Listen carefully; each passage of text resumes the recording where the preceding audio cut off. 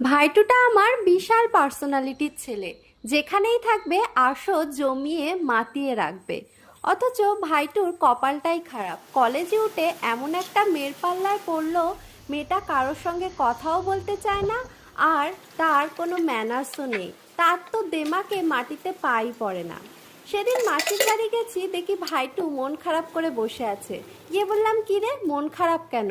জানো দিদি, আমার গার্লফ্রেন্ড আমার সঙ্গে ব্রেকআপ করতে চায়। ওর সব সময় বড়লোকিয়ানা চাল।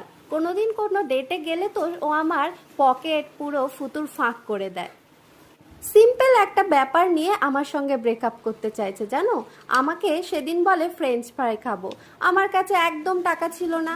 আমি বললাম আজকের দিনটা বাদ দাও। এটাও কেন মানবে? ও, এই ব্যাপার, ঠিক আছে, তুই একদিন আমার কাছে নিয়ে আয়, আমি তোর গার্লফ্রেন্ডকে ফ্রেঞ্চ ফ্রাই খাইয়ে তোদের আবার প্যাচ আপ করে দেবো, বুঝলি?